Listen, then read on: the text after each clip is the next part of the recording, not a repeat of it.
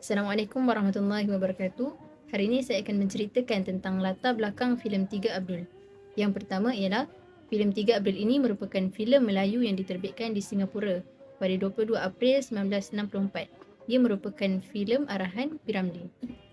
Yang kedua, filem ini mengisahkan tentang tiga beradik lelaki iaitu Abdul Wahab, Abdul Wahib dan Abdul Wahub yang terperangkap dalam jaringan tipu daya yang dibuat oleh Sadiq Seraga yang licik yang menggunakan tiga anak perempuannya untuk menipu tiga beradik lelaki daripada semua kekayaan.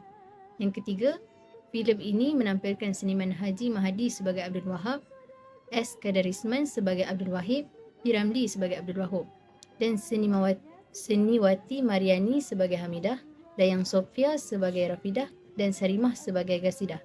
Antara pelakon pembantu ialah Ahmad Nisfu sebagai Sadiq Seraga, Saleh Kamil sebagai Tuan Penasihat Kasim Patalon, M. Babjan sebagai Ismail Ular Raja dan S. Samsudin sebagai pencerita.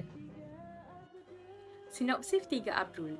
Di sebuah negara bernama Iskandar, terdapat hartawan yang sangat kaya bernama Ismail Ulam Raja. Beliau mempunyai tiga anak lelaki iaitu Abdul Wahab, Abdul Wahib dan Abdul Wahub. Kesemua mereka sangat berjaya. Abdul Wahab memiliki kedai buruh, Abdul Wahib memiliki kedai ukiran dan Abdul Wahub memiliki kedai muzik. Abdul Wahab dan Abdul Wahib selalu bertelagah sesama adik bongsu mereka iaitu Abdul Wahub kerana berselisih faham. Pertengkaran mereka memuncak apabila bapa mereka yang mengalami serangan jantung sempena ulang tahunnya yang ke-71. Ini berlaku apabila Abdul Wahab dan Abdul Wahid bertanya kepada bapa mereka siapakah yang akan mewarisi harta bapa mereka. Abdul Wahab berasa marah dan kecewa kerana tindakan adik-beradiknya terlalu biadab. Ketiga-tiga mereka terus bertengkar sehingga bapa mereka marah dan menghalau mereka keluar. Tetapi, bapa mereka mengalami serangan jantung sekali lagi dan akhirnya meninggal dunia. Selepas kematian bapa mereka, Abdul Wahab dan Abdul Wahid mula menjadi tamak dengan membolot semua harta pusaka bapa mereka. Abdul Wahab pula hanya menerima rumah bapanya. Abdul Wahab merasakan cara abang sulungnya membahagikan harta bapanya adalah tidak adil dan hanya memihak kepada abangnya. Disebabkan oleh kebencian Abdul Wahab dengan sikap tamak abangnya, dia bertindak untuk memutuskan persaudaraan dengan mereka.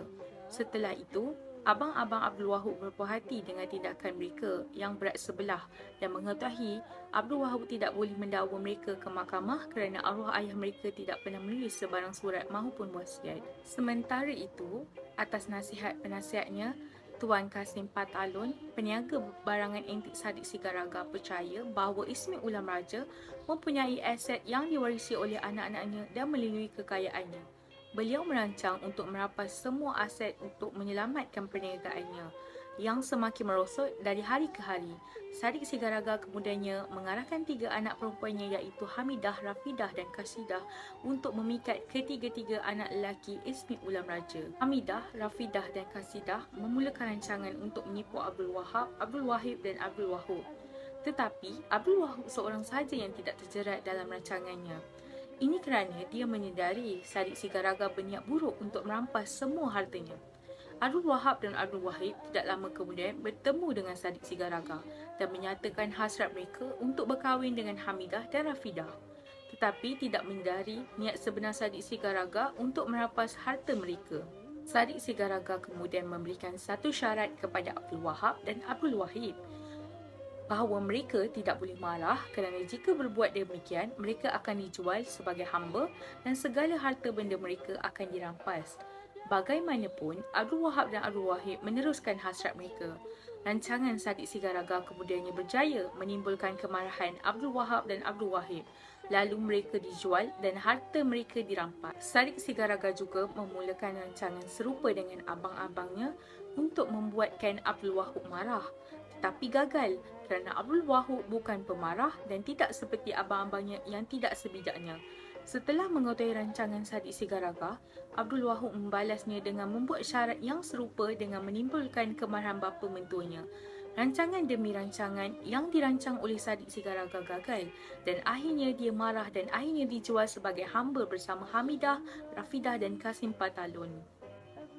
Abdul Wahab kemudian menjejaki Abdul Wahab dan Abdul Wahib. Akhirnya, dia menemui Husin Lempoyang, seorang peniaga unta yang telah membeli dua beradik itu. Abdul Wahab kemudian membeli saudaranya daripada saudagar itu. Abdul Wahab dan Abdul Wahid terkejut apabila mendapati kekayaan Abdul Wahab kini lebih banyak daripada sebelumnya. Abdul Wahab kemudiannya membeli Sadiq Sigaraga, Hamidah dan Rafidah juga. Abdul Wahab kemudiannya berdamai dengan saudara-saudaranya. Abdul Wahab juga kemudiannya memohon maaf kepada bapa mentuanya kerana dia hanya mahu memberikan kesedaran dan keinsafan kepada Sadiq Sigaraga. Kebijaksanaan Abdul Wahab kemudian membolehkannya membahagi semua harta pusaka bapanya secara sama rata, termasuk kepada bapa mentuanya. Sebagai tanda menghormati kedudukannya sebagai bapa mentua mereka bertiga, sejak itu tiga beradik hidup aman damai dan tidak lagi bergaduh. Assalamualaikum warahmatullahi wabarakatuh. Nama saya Muhammad Fikri Syuddin bin Naya, nombor kami TRI 22206495. So saya akan membentangkan serba sedikit berkenaan dengan tiga pengajaran tiga Abdul. Okey. Kita bergerak kepada elemen yang pertama, iaitu pengajaran yang pertama yang saya peroleh daripada filem Tiga Abdul, di mana P. Ramlee menghadapi tindakan Uni menghalang semua ahli yang bernaung dengan tidak dibenarkan P. Ramlee ke Hong Kong. Dan semasa perkara itu berlaku, P. Ramlee mengarah filem terakhir di MFB Tiga Abdul, yang mana orang kuat ini berlakon menjadi watak-watak utama. Sungguh pun P. Ramlee kecewa dengan tindakan rakan-rakan sekerjanya, namun ketika mengarah filem ketekunan untuk filem ini sebagai terbaik tidak akan diabaikan. Filem ini dikira antara filem-filem komedi terbaik yang diarah oleh P. Ramlee. So, persoalannya yang timbul mengenai ketamakan manusia terhadap harta hingga sanggup membuang sanak saudara, membuang tipu helah supaya harta yang dimahukan atau didapati dengan apa cara sekalipun, termasuklah menggunakan tipu muslihat. Banyak sindiran dan contoh tauladan terdapat dalam filem ini. Bak kata pepatah, siapa makan cili, dia terasa pedas. Dari pengarah P. Ramlee yang dikira berjaya manakala para pelakon yang amat dipilih telah membawa watak masing-masing dengan baik dan memuaskan. Eskari Risman Mahadi jarang-jarang sekali sering membawa komedi yang Haji Mahadi jarang-jarang sekali. Minta maaf. Tetapi dalam filem Haji Mahadi, berperanan Abdul Wahab telah membawa peranan komedi yang melucurkan juga. Begitu juga dengan tiga pelakon wanita, Sarimah Mariani dan Dayang Sofia. Pada keseluruhan filem ini, pengajaran ialah baik dari segi persembahan, nampak P. Ramlee tetap unggul untuk mengarahkan filem ini. Apa juga yang saya faham berkenaan dengan filem Tiga Abdul ini, untuk mengarah filem di Hong Kong disebabkan sikap pekerja-pekerja mereka, iaitu Kesatuan Sekerja P. Ramlee bersetuju.